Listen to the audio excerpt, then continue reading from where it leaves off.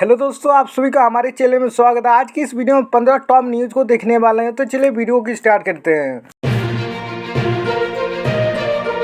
बोकारो में छात्रों और अभिभावकों का विरोध प्रदर्शन। सेक्टर 11D अस्पताल स्कूल में पढ़ने वाले छात्र छात्राओं ने अभिभावकों के साथ मिलकर बोकारो स्टील के HRD विभाग में जमकर हंगामा किया। इस दौरान बच्चों ने HRD विभाग के प्रमुख के खिलाफ नारेबाजी की। छात्र 11D से 8वीं विद्यालय में ट्रांसफर करने का विरोध कर रहे हैं। छात्रों के विरोध को देखते हुए CISF के जवानों को बुलाया गया और सभी को कार्यालय के मुख्य गेट तक बाहर कर दिया गया। उसके बाद आक्रोशित छात्रों ने HRD बिल्डिंग के मुख्य गेट के समक्ष धरना देना शुरू कर दिया। छात्रों का कहना है कि वह 11D से 8वीं नहीं जाना चाहते हैं। पिछले 3 सालों से वह इसका विरोध कर रहे हैं और आगे भी उसका विरोध करते रहेंगे। आपको भी मिलेगा 200 यूनिट बिजली फ्री। चंपाई सोरेन की सरकारी निर्देश होगा। झारखंड सरकार ने राज्य की बिजली उपभोक्ताओं को हर महीने 200 यूनिट तक बिजली फ्री देंगी। CM चंपाई सोरेन की अध्यक्षता में कैबिनेट मीटिंग में इस प्रस्ताव को मंजूरी दे दी है। झारखंड में राज्य सरकार ने नागरिकों को फ्री बिजली देने वाली है। जी हाँ, यह फैसला कैबिनेट मीटिंग के लिए किया गया है कि झारखंड वासियों को मुफ्त बिजली दी जाएगी। दरअसल शुक्रवार 28 जून को कैबिनेट मीटिंग में फैसला लिया गया है कि घरेलू बिजली उपभोक्ताओं को 200 यूनिट तक की बिजली मुफ्त मिलेगी। झारखंड के रांची समेत इन जिलों में भारी बारिश के असर, नीचे लू का पारा, मौसम विभाग का अलर्ट जारी। रांची समेत झारखंड के कई हिस्सों में सोमवार से अगले 2 दिन भारी बारिश के असर हैं। मौसम विभाग ने संताल के देवघर, दुमका, गोड्डा आदि जिलों के साथ ही पश्चिम बंगाल से सटे जिलों में भारी बारिश का येलो अलर्ट भी जारी किया गया है। बारिश की वजह से पिछले 24 घंटों के दौरान अधिकतम तापमान में 1 से 9 डिग्री तक की कमी आई है।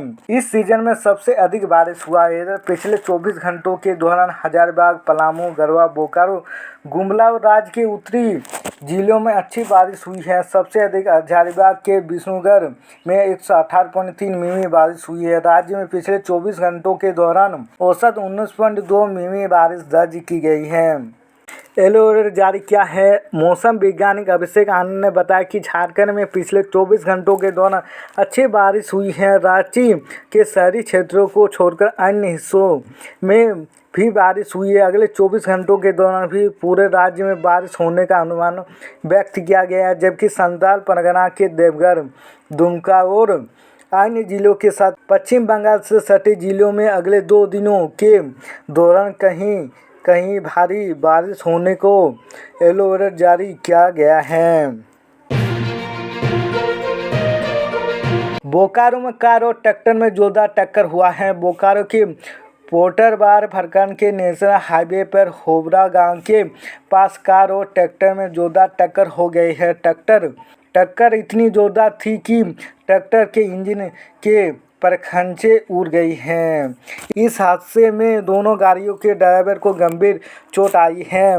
दोनों को इलाज के लिए नज़दीकी अस्पताल में भर्ती कराया गया। हादसे की वजह से ओवरटेक बताया गया है। सदन में राहुल गांधी को झारखंड की संसद ने दिया कड़ा जवाब, देखते रह गए सभी। लोकसभा में सोमवार को लंच के बाद विपक्ष के नेता राहुल गांधी ने राष्ट्रपति के धन्यवाद प्रस्ताव पर अपना संबोधन शुरू किया। राहुल गांधी ने अपने संबोधन के दौरान हिंदुओं को लेकर बयान दिया, जिसके बाद सदन में हंगामा मच गया। दरअसल राहुल गांधी ने अपने संबोधन के दौरान कहा कि जो लोग खुद को हिंदू कहते हैं वह हिंसा की बात करते हैं। राहुल गांधी के इतना कहते ही सदन में बवाल मच गया। बीजेपी नेता जमकर राहुल गांधी का विरोध करने लगे। इसी क्रम में झारखंड के गोड्डा से संसद सदन में खड़े होकर संविधान की प्रति दिखाते हुए राहुल गांधी पर निशाना साधा। राहुल गांधी पर हमला बोलते हुए कहा कि यह लोग संविधान की बात करते हैं। इसी संविधान का आर्टिकल 25 कहता है कि किसी भी धर्म के ऊपर कोई भी व्यक्ति किसी को हिंसावादी नहीं कर सकता है। इन्होंने हिंदुओं को हिंसावादी कहा है कि इन्होंने संविधान का अपमान किया है, उनको माफ़ी मांगनी चाहिए।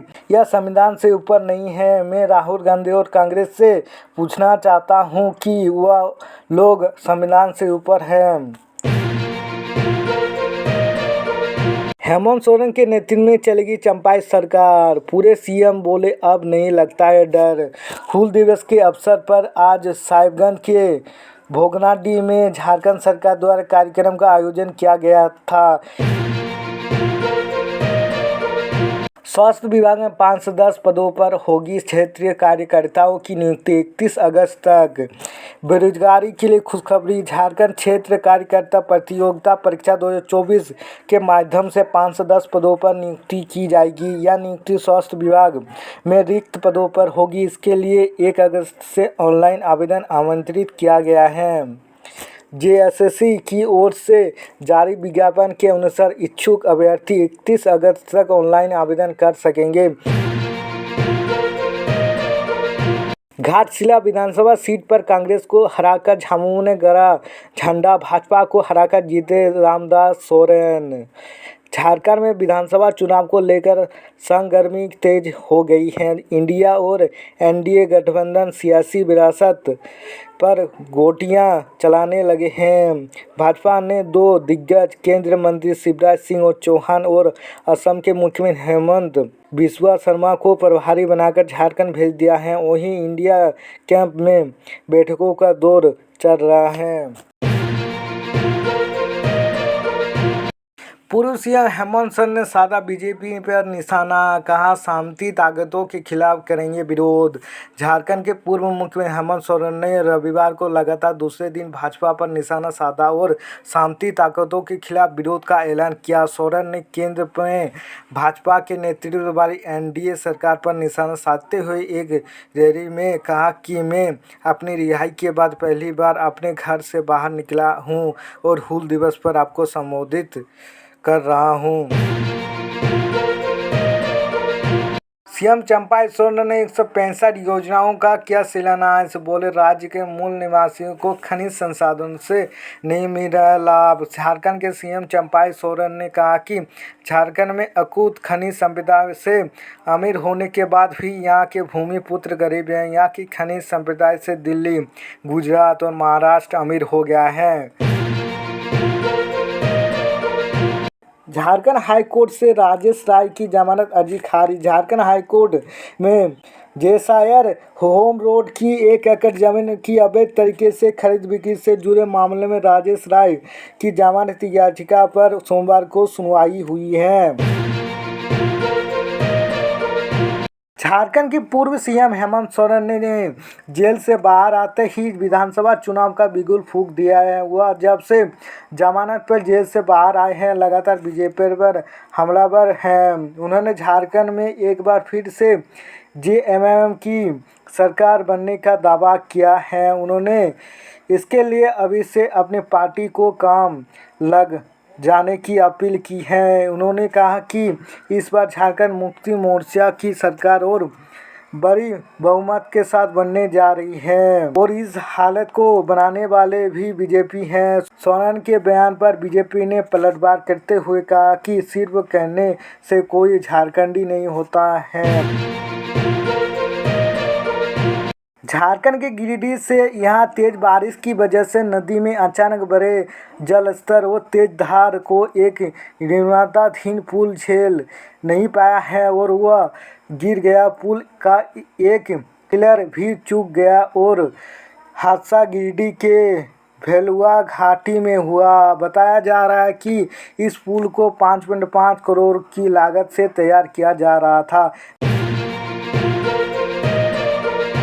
लातेहार पुलिस का एक मानवीय चेहरा सामने आया है। एसपी अंजन की पहल पर एक मानसिक रूप से दिव्यांग व्यक्ति के इलाज की व्यवस्था की गई है, जिसकी जिले भर में प्रशंसा हो रही है। अपराधियों के प्रति सख्त रुख अपनाने वाले लातेहार पुलिस ने इस बार मानवीय संवेदना का परिचय दिया। लातेहार एसपी को महुआटांड़ प्रखंड में मानसिक रूप से दिव्यांग एक व्यक्ति के भटकने की जानकारी मिली। एसपी अंजन ने तुरंत कार्रवाई करते हुए उसे थाना बुलाया। पुलिसकर्मियों ने पहले उसके लिए कपड़े और भोजन की व्यवस्था की। इसके बाद उसकी हालत को देखते हुए एसपी ने चिकित्सकों से उसकी जांच कराई। नीट पेपर लीक चतरा से रियासत में 2 लोग सीबीआई की रडार में। हजारीबाग का एक कोचिंग स्कूल का कंकर रही एजेंसी। नीट पेपर लीक मामले में सीबीआई के जांच का दायरा झारखंड बढ़ता ही जा रहा है। सीबीआई ने पहले हजारीबाग में धमक दी, अब सीबीआई चतरा पहुंच गई है। तो ये था झारखंड का टॉप 15 न्यूज़। तो मिलते हैं नेक्स्ट वीडियो में, तब तक के लिए बाय बाय।